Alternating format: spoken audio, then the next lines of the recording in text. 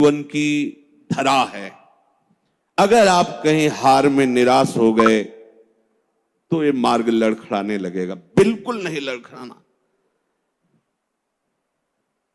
आप लोगों को तो रोज सत्संग मिल रहा है, अपने को तो ऐसा भी सौभाग्य नहीं था कि सत्संग रोज मिले। कम से कम सत्संग में हमें वो शब्द मिल जाते हैं जिनसे हम पुनः हृदय को उत्साहित करके इस मार्ग में चला पाते हैं। इसलिए बहुत मंगलमय मार्ग है, पर बहुत कठिन मार्ग है।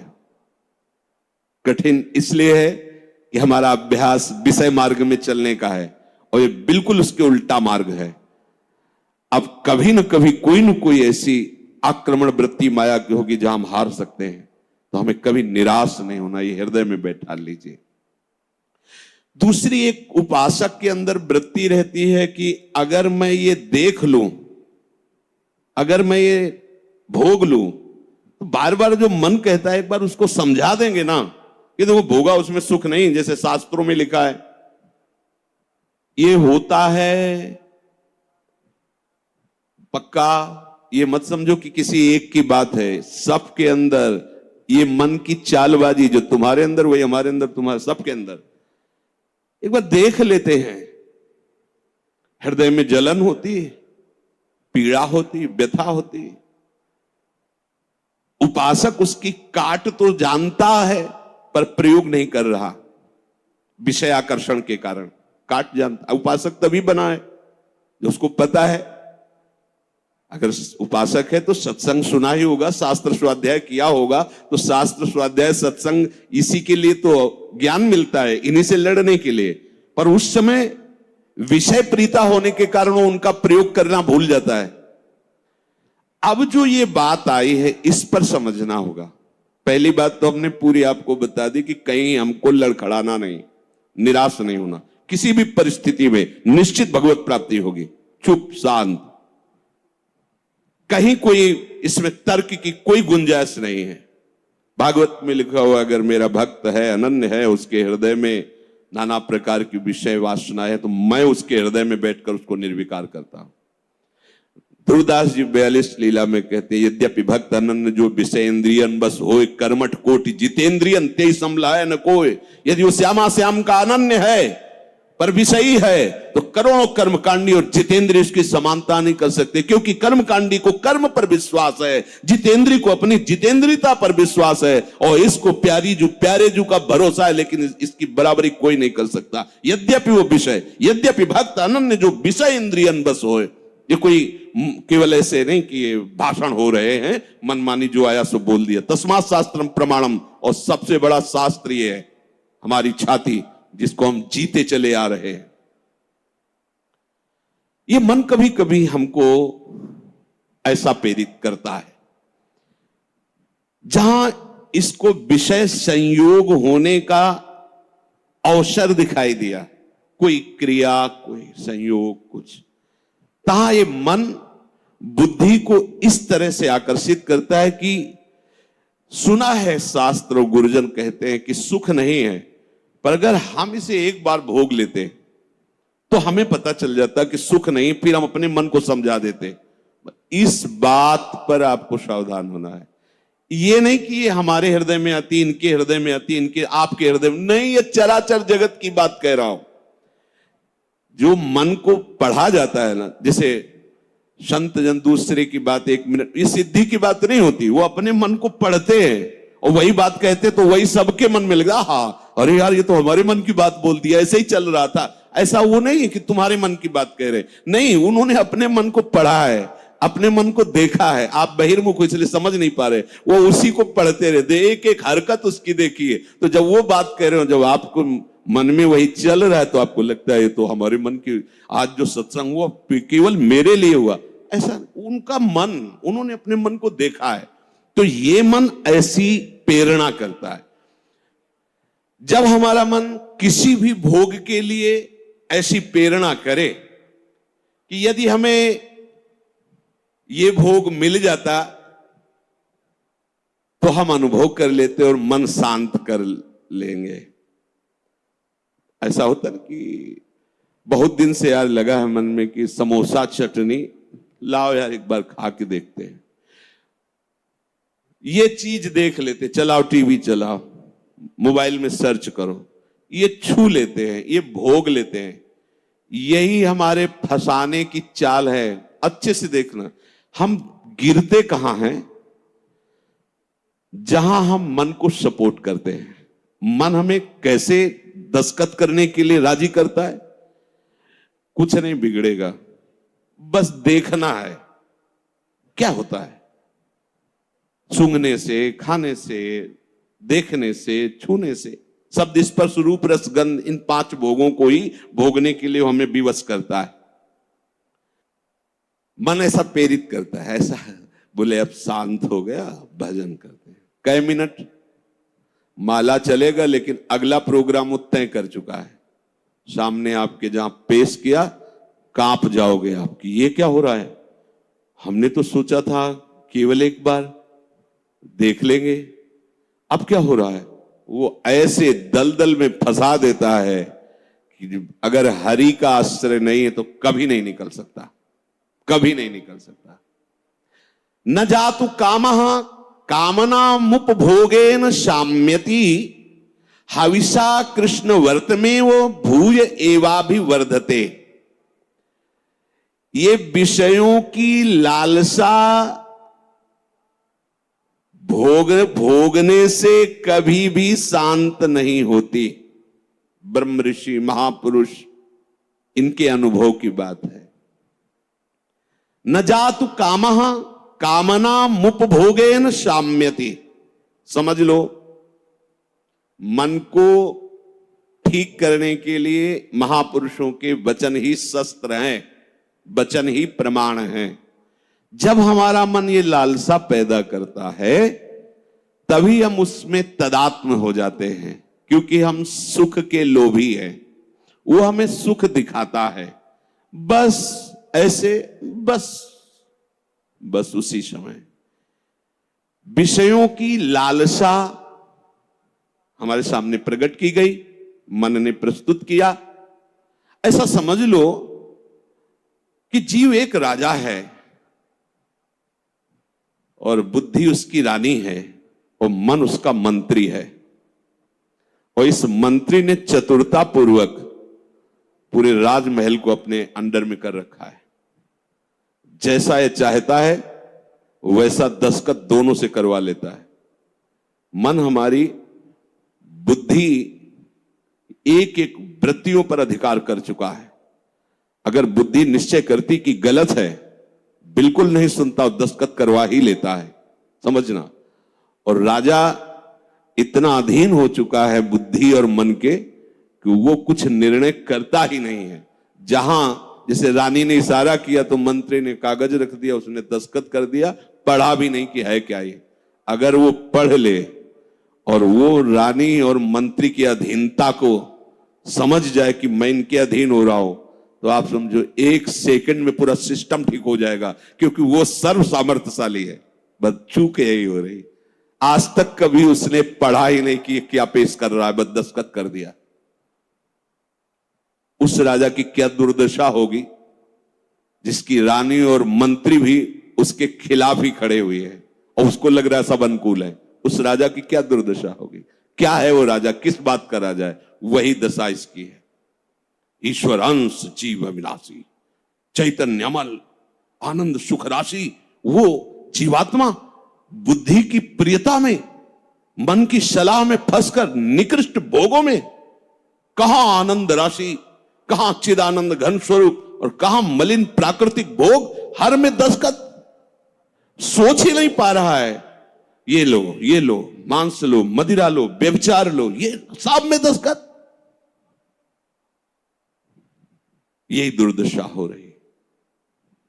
बिना दस्तखत के तुम्हारे ये मन रूपी मंत्री और बुद्धि रूपी रानी कुछ नहीं कर सकती। ध्यान रखना, तुम्हारा सपोर्ट आवश्यक है उसको, और वो तुम्हें 1 सेकंड के कम हिस्से में अपने में कर लेता है, क्योंकि आप इतने आसक्त हो चुके हैं बुद्धि में और मन में कि वो निर्णय मन और बुद्धि का न मानकर सीधा अपना मानते। मुझे ये चाहिए, मैंने ये भोगा, मैं ये भोगूंगा, सीधे। अब आप इस रास्ते को नहीं जान रहे, फंस रहे। प्राय साहब, मैं इसके बिना नहीं जी सकता, इतना तो मुझे चाहिए ही।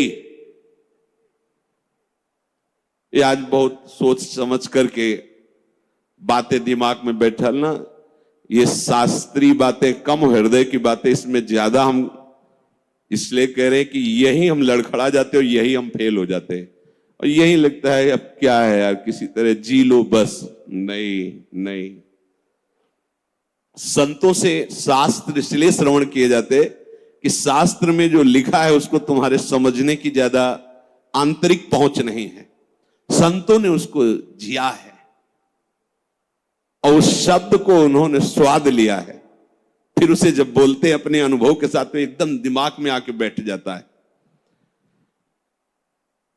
एक बार भी जिस इस देश में उतर गया भोगने के लिए, सिर्फ एकमात्र हरि के चरणारविंद है कि वापस ला सकते, दूसरे के सामर्थ्य नहीं। ये ऐसा दलदल है कि वो धंसता ही चला जाएगा, डूब जाएगा, नहीं निकल सकता, और नहीं निकल पाए आज तक। पूरे अनादि जन्म व्यतीत हो गए। आज हरि कृपा से, गुरु कृपा से साधु संग प्राप्त हुआ है, तो हमें ऐसे दलदल से निकाल कर ऐसे स्वच्छ और सुरक्षित स्थान पर उन्होंने खड़ा कर दिया। तो आप सब ध्यान दीजिए, ये मन आपको कैसे फंसाता है। ये आपके सामने आपकी कमजोरी पा गया है। क्या? जीव सुख समुद्र का अंश है, वो केवल सुख चाहता है। ये कमी पा चुका है कि इसको सुख चाहिए, और सलाह और दिशा दोनों गलत हो गई। सलाहकार मन प्रकृति से मिला हुआ है और दिशा विषय भोगों की तरफ चली गई। अब ये जिस विषय को कह देता है ये स्वीकार कर लेता है। अब इस बात को आपको काटना होगा। वो आपके सामने लालसा पेश करेगा सुख भोग की। अज्ञानी कभी इससे नहीं निकल सकता, ध्यान रखना। और भक्त कभी अज्ञानी नहीं होता। बड़े बड़े भक्तों को देख लीजिए, भक्तराज श्री हनुमान जी महाराज, ज्ञानी नाम अग्रगण्यम बुद्धिमताम वरिष्ठम। भक्तराज गरुण जी, जिन पर भगवान स्वयं आसन लगाते बैठते हैं, गरुण महाज्ञानी गुण राशि। हाँ, भक्त को कोई कहे कि ये तो अज्ञानी, भक्त परम ज्ञानी होता है। दोनों पक्षों का ज्ञान होता है, प्रेम का भी और आत्मस्वरूप के बोध का भी। ज्ञानी एक पक्ष केवल आत्मस्वरूप का बोध और मुक्त हो गया, और भक्त मुक्त होते हुए भी मुक्ति को न स्वीकार करके आगे बढ़कर भगवत प्रेम राज्य में प्रवेश पाता है। न जातु कामः कामानामुपभोगेन साम्यति। ये बात बैठा लिए भाई। ये जो मन आपको पेश कर रहा है कि ये क्रिया हो जाती, ये भोग मिल जाता तो मुझे शांति मिल जाती और फिर मैं आराम से बैठ के भजन करता, सावधान रहना। ये दुश्मन आपको प्रलोभन में फंसा कर ऐसे दलदल में ले जा रहा है जहां केवल हरि बचा सकते हैं, दूसरा नहीं। केवल हरि, केवल हरि, दूसरा नहीं। विश्वास करना, दूसरा कोई नहीं बचा सकता इस दलदल से, क्योंकि आप बचना ही नहीं चाहेंगे। ये ऐसी मृत्यु है कि इससे आप हंसकर गले लगाएंगे, इसके लिए तड़पेंगे।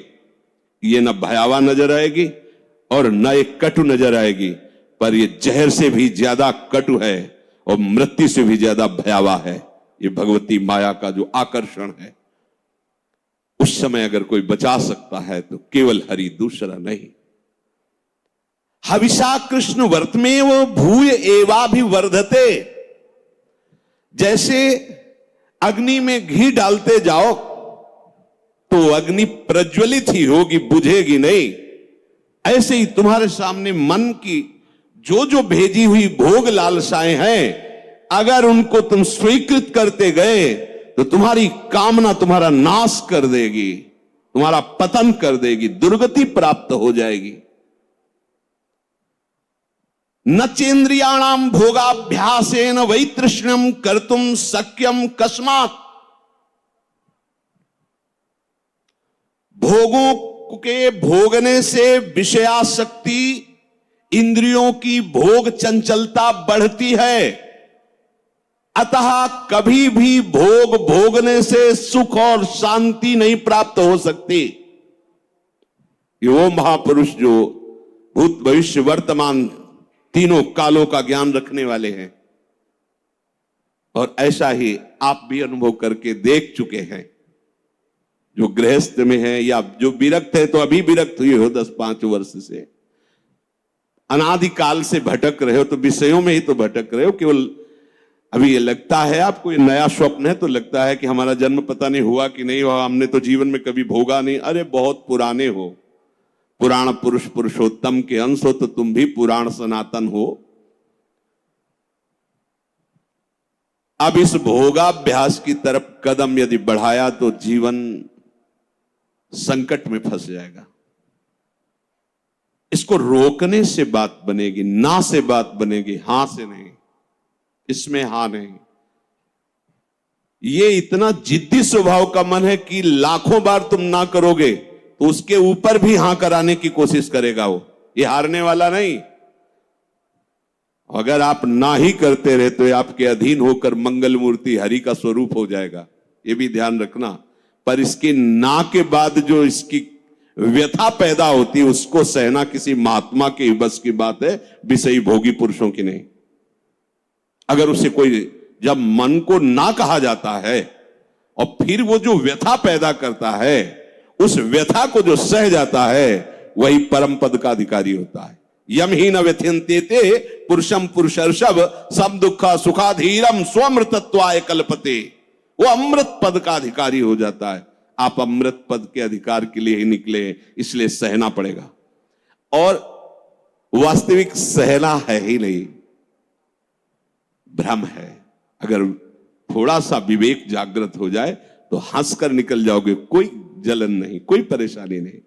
ये केवल माना हुआ है। जो हम देख रहे हैं कि सामने वो सर्प है, वो है रस्सी। हम बड़े बड़े मंत्रवेत्ता बुला रहे हैं, बड़े बड़े अनुष्ठान कर रहे हैं, उससे क्या होगा?